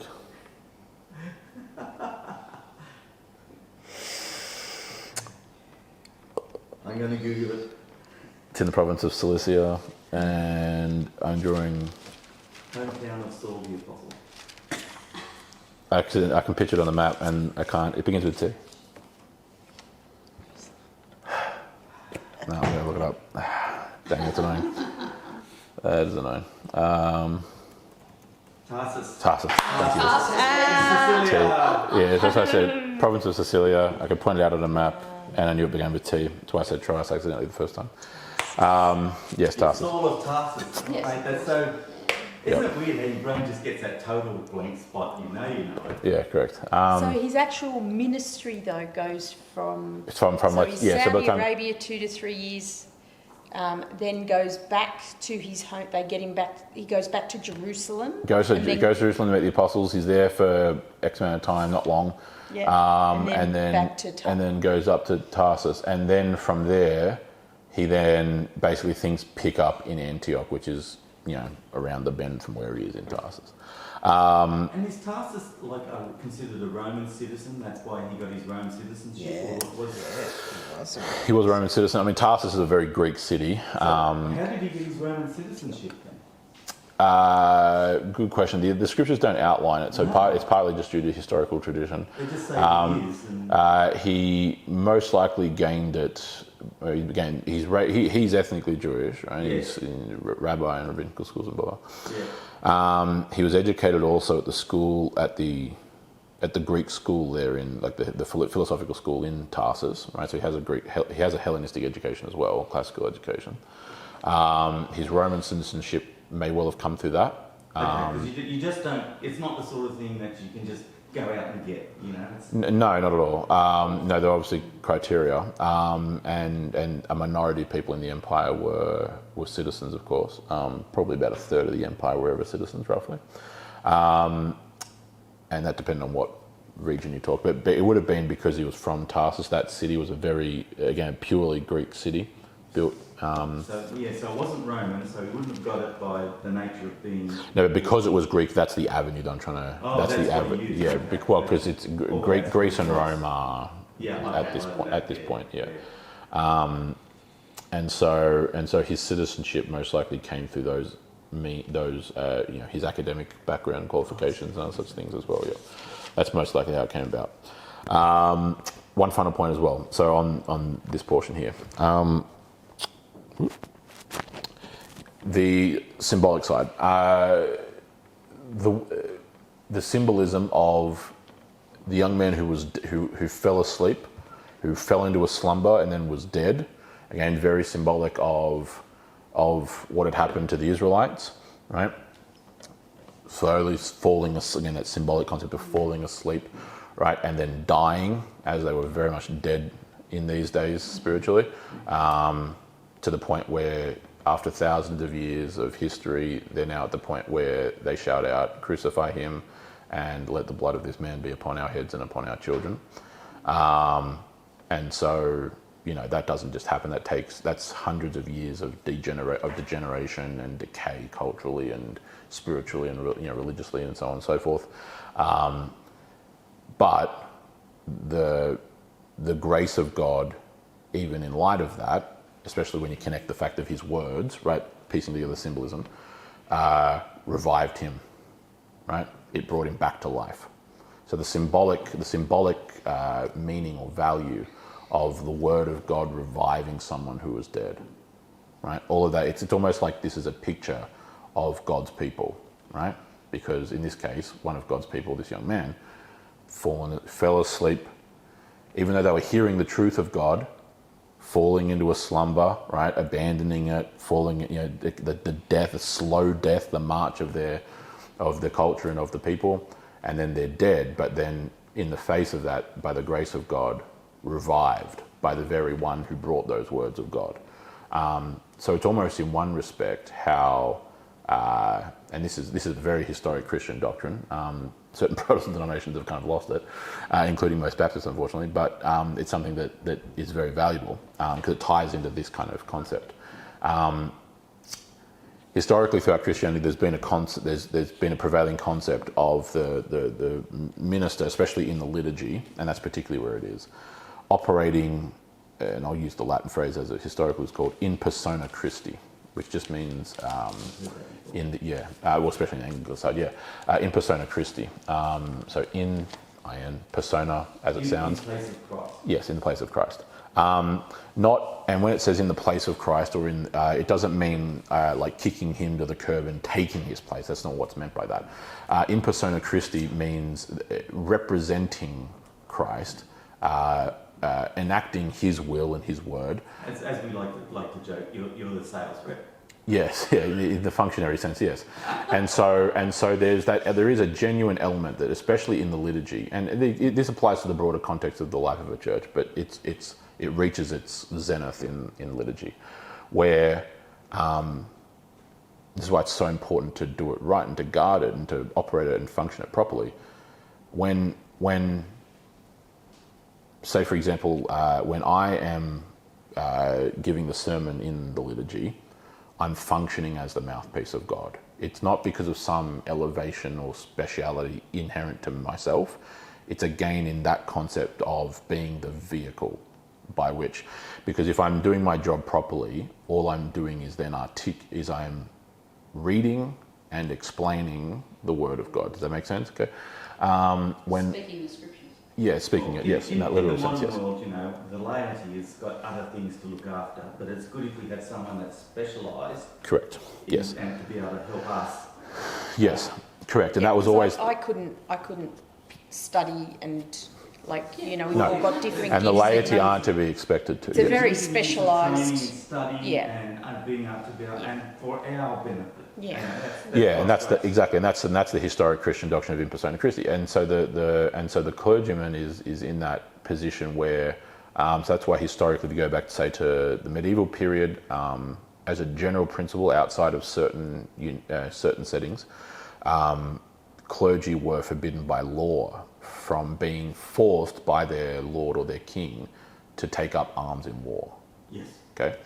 Yes. So again, there were certain exceptions to that, depending on context, and usually when was that, Daniel? Sorry. During medieval European history, I'm talking about. There was a lot of war. Like it's considered a war crime if you go and attack hospitals, ambulances, and yeah, correct. So shooting combat medics, for example, is combat medics is different, but shooting proper medics is a big no. Yeah. So in the medieval church, you're saying ministers or pastors or people? Clergymen of whatever type. Were monks. Anyone considered clergy using the very broadest definition were exempt from having to take up arms in war, not because it was unrighteous to do so, because there are plenty of times where taking up arms to defend your family, your land, and everything else you know and love is absolutely righteous. And was a necessity in some cases. And a necessity, absolute necessity, you're correct. But the clergyman, the clergyman being set apart and designated to the spiritual matters of the life of their people was something that was then guarded and protected by law, right? You know what it is? It's like is it like where you don't send your lead? I mean, I have to, this is you don't send your general in because without they've got to be protected. Yeah, in certain respects, I suppose it's kind of like that. Yes, there was a movie. Not 100%, but kind of like that. Vietnam War, where there was a colonel who all his superiors said you can't go out there with your men, and he's saying I am going out there. I think because that spiritual leadership is paramount, and that's the it's like as we said before, like a specialty that only few people have that gift, so that takes years to develop. So the value of in the military context, the reason why a general, as a pardon the pun, as a general rule, should not really be on the front line outside of certain exceptional circumstances is because you can't just conscript Joe Schmo from the Shire and have him command an entire army. There are a few rebels like Patton. Yes. And even Churchill got caught out on the front line. He did too. Yeah, he did too. On more than one occasion, actually. Yes, correct. And so, part of it was that, but it was the pragmatics, and it was also the more conceptual or the more principal value, right? that all ties into that same kind of broader point. So in persona Christi, to summarize in short, same as when we are, it's why, again, different Christian traditions have done the Eucharist differently in terms of how it functions pragmatically. Some will invite people to come up and take, and that has good value in it, because then it's the active participation of coming to the altar, right, and coming there and to the table and partaking. That has value for sure. Part of the symbolic value or principle behind us taking it is because communion is really often, again, this varies among Christian traditions, but a big part of it, at least as far as we're currently operating it, is in regards to communion actually being something that God is giving us. Okay, the body and the blood which was offered up for us, which we now receive, and by which the grace of God is administered to us by faith. Again, it's not hocus pocus. It only operates by faith. But we receive the grace of God through the elements by faith. That gets made much time. Communion, it's together. Yeah, it's horizontal and vertical. So that's why if you've heard me make these sermons before, perhaps. But when I've explained the communion of the saints, the fact that because God is transcendent, heaven and earth, His people also, who are indwelt by the Spirit of God and who are in communion with the Spirit, with Him, are also unified. That's why when Protestants, when especially particularly Baptists on that end of the Protestant spectrum, look at, say, the Roman practice or the Eastern Orthodox practice, or certain kind of Anglo-Catholic or High Church Anglican practice of prayers to the saints. Whilst as part of the Reformed tradition, I have problems with that. It's not like some wild-eyed idea. It's not completely and utterly ludicrous. It's actually based on something that is factually true, which is this communion of the saints, which we profess every single week in the creeds. Right? It's the same as how it's kind of like what we do with the Mennonites. It's like, well, I've made this point because we're up to the Ten Commandments. With the Ten Commandments, we do the same thing, but we do it also with other principles. We narrow it down to such a very, very oversimplified, individualistic level where, not taking, like we're going to see in a couple of weeks' time, not taking the Lord's name in vain in the modern day is basically boiled down to not saying, oh my blank. But that's right? Wrong. It's way so much. It's when you misrepresent, like when you call yourself a Christian, that is, and you're not, like J.W. Yes. That's taking the Lord's name. Correct, which is exactly what we're going to see this Sunday. I know I want to actually in another time, blasphemy against the Holy Spirit. I actually am not entirely clear what that is. But we can talk about that another time. That actually comes up it'll come up in part this Sunday, actually. Oh, cool. Excellent. But the other thing is that communion, if I got this right, marriage and baptism are the three sacraments in nearly every church, isn't it? Every denomination.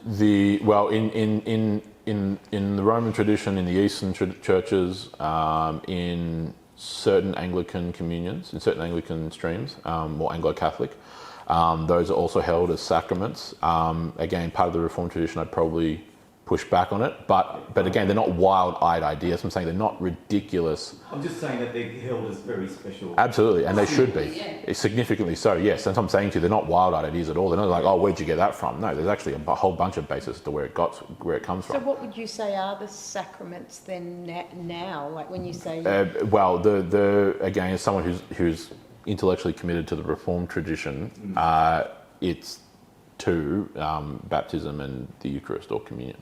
But other Christian traditions have also considered marriage. They've also considered even the priesthood or the actual office of clergy as being part of being a sacrament. That's more of a Roman. The ordination. Yeah, that's more of a Roman thing. But nonetheless, again, they're not wild-eyed ideas, but I don't think they're 100% accurate. But and they're not salvation stoppers either. No. No. Yes, exactly. That's definitely the Protestant argument for sure, which is part of the point. And so, to tie on the in persona Christi part, here, this is very much an example of in persona Christi, right? He's actually speaking the words of God. He is, and he's the vehicle by which the word of God's being spoken. And he then ends up being, again, not by his own right, but the grace of God through the Apostle Paul, actually revives the young man. So that all that symbolism of the mouthpiece of God bringing life again to the, all that symbolism is very much part of the point. And we need to, if anything, and I'll finish on this point. The modern evangelicalism, like Western Christianity, Protestantism particularly, really needs to recapture a much more symbolic understanding of the scriptures. When I say that, though, what people confuse that for is me saying symbolic and removing any literal understanding. That's not what I mean. It's not either or. It's both and, right? People miss the point, right? It's both and. It's not either or. So to take like a really blindingly obvious example, the story of Jonah. It's difficult to describe to you how absolutely drowning, pardon pun, that entire story is in symbolism. It's just everything. The whole, just you can barely go like a couple of sentences without some really obvious symbolic point being made. Do I think that really happened in history? Yes. Right? Yes, I do believe it's factual. I do believe it's real history. That's the difference. But people can't, because when we get, and this usually mainly the arena in which it occurs is like the first 11 chapters of Genesis. What happens is people have fallen into a completely binary mindset of like pure symbolism or pure literalism. Yeah. It's not. Like chapter 1 is so obviously symbolic. And I also believe that that is actually a realistic, accurate description of the creation of the world. But that doesn't negate all the symbolism. Like the symbolism's so blindingly obvious between the days 1 and 4, 2 and 5, 3 and 6. The structure of the way it's again, every single day is a repetition of the same literary form. And God said blah blah blah, and then blah blah blah blah happened, and God saw that it was good. The evening, the morning, day 1. And then just repeats, and then God said blah blah blah, and then blah blah blah. It's the exact same form. It's so obviously this. There's this symbolic structure to it. There's a very clear symbolisms in the ages of the people in the first 11 chapters. All those kind of things. And you think we as modern Christianity are losing that sort of? 100%. Really? Yeah, without even a shadow of a doubt. Yeah, absolutely. And so what ends up happening is that it ends up doubling down our problems, because then. The big debates over, that's why I said the good arena for this is the first 11 chapters, the creation narrative, is that people then automatically, because we've lost the ability to even understand the symbolism and the meaning that comes through it, the truth, we then hear symbolism and think, oh, that's the bad thing, that's the enemy tactics trying to destroy the truth of the Bible. I have to double down and triple down on pure literalism. The problem is you then end up creating more problems. So like when you read Isaiah, which again is drowning in symbolism, if you read certain portions, like in chapter 13, where he's pronouncing a judgment upon Egypt, and he describes the hearts of the Egyptians melting within them. Well, if we've abandoned symbolism, then you now have to try and figure out how the cardiac muscle disintegrated and started seeping down in some kind of gelatinous mass into their chest cavity. That's not what's being said. It's not what's being said. He's using figurative language. We live in an age where we cannot function technically without symbolism. Yes. We need that so that we can. The world is. Understand. Yeah, I would go so far as to say the world is symbolic. Yeah, and yet we just simply go, if it's to do with Christianity or Scripture, nah. No, and so then you end up in these completely false binary debates between pure symbolism, i.e. what real people mean is just like made up, which already is an erroneous understanding of symbolism anyway. So it's a false understanding of symbolism, and then an extremely dogged and rugged effort to defend pure literalism, and then you miss all the symbolic stuff, and you end up actually interpreting passages incorrectly. Revelation, this happens all the time, again, because drowning in symbolism. It's like you don't realise they can coexist. Yes, correct. That's my point. They're failing to realise that they coexist. It's a common phrase throughout the Old and New Testament that gets picked up multiple times in the Revelation, for example. the sun shall be darkened, the moon shall no longer give its light, and the stars shall fall from the heavens. And in the last 100 to 150 years, that's consistently been interpreted as being like a future astronomical event with something so with asteroids and so. No. It's decreation language, because what does God do on the fourth day? Creates the sun, creates the moon, and places the stars in the heavens. He orders them. Oh, wow. And so then this is a reversal of it. The sun no longer giving it, the sun going dark, the moon no longer giving its light, the reflection, and the stars fallen from the heaven as opposed to being placed up. It's talking about chaos. Which is the opposite of, which is one thing I've learned from Correct. is it's the opposite of God. Yes, it's opposite of chaos. order. And so Isaiah pronounces that upon Babylon, as does Jeremiah, as does Ezekiel. All of them pronounce that upon Babylon. And says that that'll happen to them, that the sun will go dark in their day, that the moon will no longer give its light, and the stars will fall from heaven. Well, that didn't happen, because we can look up and see in there. But what happened to Babylon? It got wiped out by Persia. And it was also symbolic of Satan, right? So I saw Satan fall like lightning from heaven. yeah, and Babylon's always been equated to Yep. Satan. See, this is what when people say, "Oh yes, a bunch of people sat down and wrote this." Like, how on earth? They didn't. It's It's just so. It's just, the idea that there was some collaboration. It's written over the course of 1,500 years. It contains within it just under 65,000 cross references. You can, if you were to, does anyone remember, create your own storybooks? Basically, where you'd read through a portion, And you go to a page, and then it has an option. If you want such and such, turn to page 7. If you want such and such, turn to page 10. Right. Do you remember? Yeah. So you could approach the Bible that way, of basically starting in Genesis 1, and then read until you get a cross reference, and then jump to that cross reference, and then read until you jump to a cross reference. Almost like using the internet, where you're like reading through something, or like a Wikipedia page, for example, classic example, and Wikipedia has a hyperlink to some other, and you click on that, and you click on. You could do that just quite literally till the day you die. So, how long did you say the Bible was written over? Roughly 1,500 years, roughly. Yeah. By the time you go from the days of Moses down to this time, the 1st century. Just to go back to, if you want to see the literal meaning of that, science says that the universe is going to go through a darkening, a slow death. Yeah, if you played it out mathematically and everything else, yeah. That's where the balance between these two things are not enemies. And so what happens is, because we lose those values, people don't realise that, it's coming from good intention. The problem is that, the value of intent, the value of having the intention to defend the integrity of the authority of Scripture and its infallibility is absolutely virtuous. The question is, what constitutes that, right? So I've been in contexts where I've pointed out all this symbolism and been accused of undermining the authority of the Scriptures, or undermining its infallibility, which is ironic, because I've lost count of how many times I've preached on 2 Timothy chapter 3. It's strengthening. Yes, it strengthens it. If you're reading the Revelation, and irrespective of when you think it's said, if your metric is to then go outside and look up and judge whether this has happened based on whether the stars are still in the heavens, you're not reading it correctly.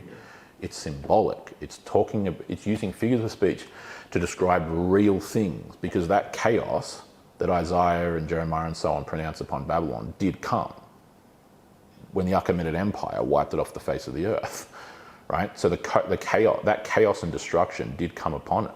And failing to see all the symbolism, you end up missing it entirely. You end up missing all the even simplified things, right?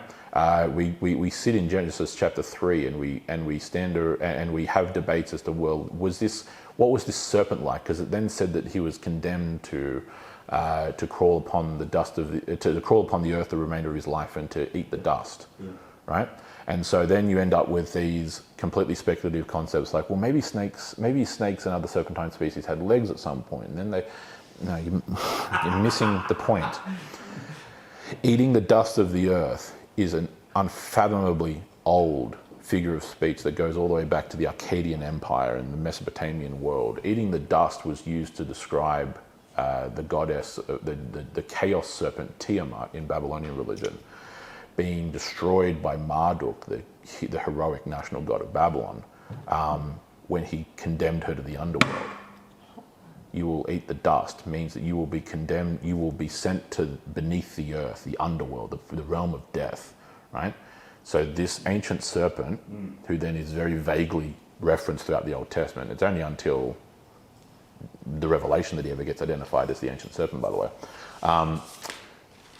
is spoken of as being dwelling in the highest realms, as being a throne guardian of God in Ezekiel particularly, but also in Isaiah, and is then cast down because of his rebellion and his pride and his corruption, and then is told that he will be condemned using this very ancient phrase, which everyone 3,500 years ago understood, which we kind of miss, to eat the dust of the earth. Well, that's exactly what happened to Tiamat and the other pagan concepts that they were familiar with from their region of the world.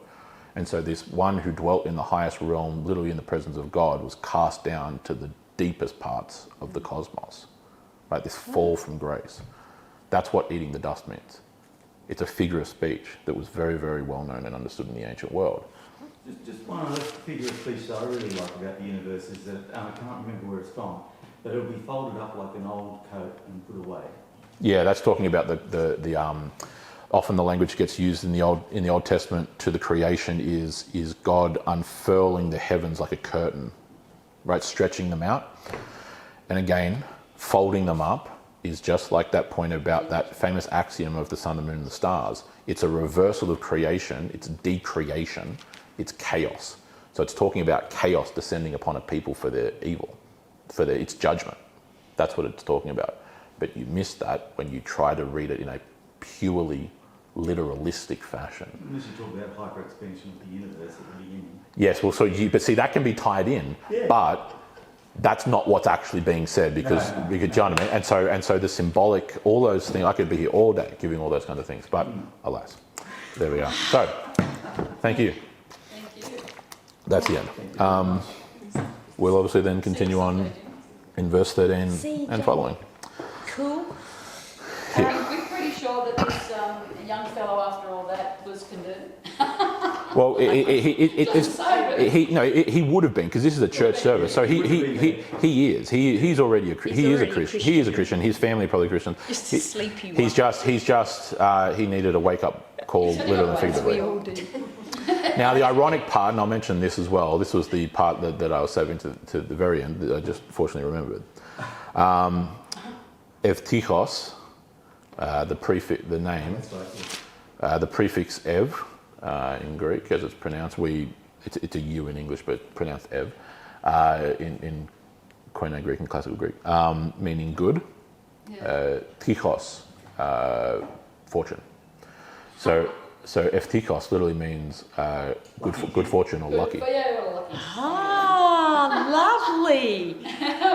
Oh, that is very cool. Yeah. So good fortune, or his name Evtichos or Eutychus in English. That name means good fortune or a bit less literally lucky.